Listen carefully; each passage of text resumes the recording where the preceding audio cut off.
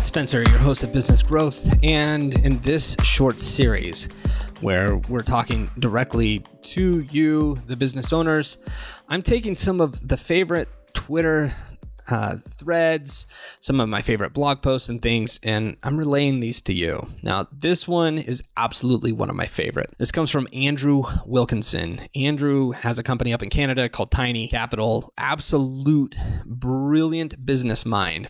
So I'll leave a link to this tweet inside of the description.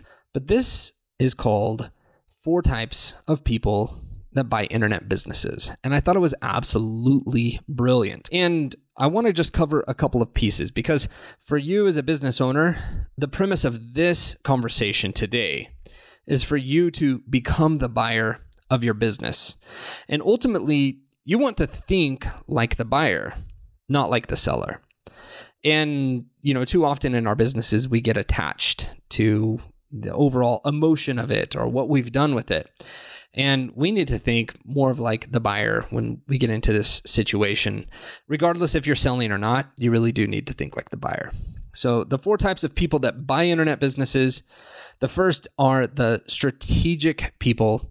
And it says strategics buy your business because you solve a problem for them and they're going to add it to their existing offering. I've seen Andrew do this a lot with other businesses. He's has purchased very complementary businesses as time has gone on. And we see this happen a lot in the private equity space or even in the public space.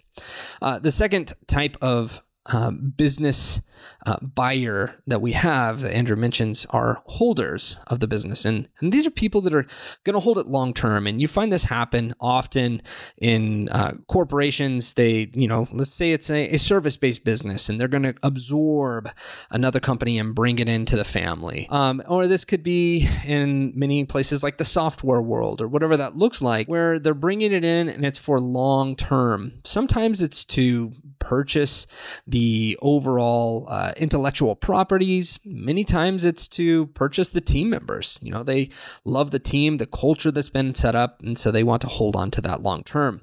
The third is the flippers of the businesses. And I've seen many times the flippers of the businesses can be these smaller businesses, and you can see that on like Micro Acquire, on Flippa, other platforms. I don't see it as often on like Biz by Sell or through Quiet Light, but it can. You often will see flippers of businesses where they're going in and they're just taking that business and they are improving it almost like a compression.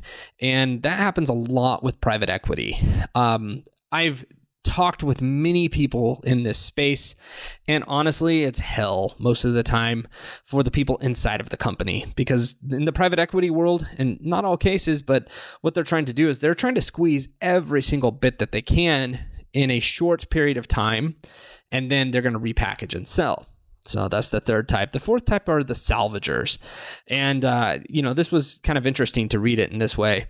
And what Andrew says is they rip it open and they go through and they really take everything until it's gone. And that's a business that will probably die. It's something that doesn't last that long. We've seen this happen a lot. Maybe happens often in like tech industries and tech sectors. For me, as I've seen this, when I'm thinking of myself as the buyer of the business, when I'm going through a selling transaction, A, I want to focus on how can I have the cleanest financials? B, how can I have the best recurring revenue? C, I'm focusing on the best systems processes, but what trumps all of that are the people. And ultimately, our organizations, the people are the things that are incredibly important. And so often when we're going through these transactions, large corporations are buying the business when it's something for a large multiple because they want that team or that technology. And it's the team that usually puts together that technology. So for you as a business owner, put on the lens of thinking about yourself as the buyer of your business. Now, it may be daunting, overwhelming to realize how many things there are to do to get your business up to speed. And I promise you, if you chip away at it, if you just incrementally go and tighten up your business, your processes, the things that you're doing, you become more and more valuable. And then you have a couple of solutions. A, you can either replace yourself and get someone working inside of your company, or B, you can sell your company and do the next thing. Or C, you can keep it and actually enjoy it and not have burnout. So you're going to win either way.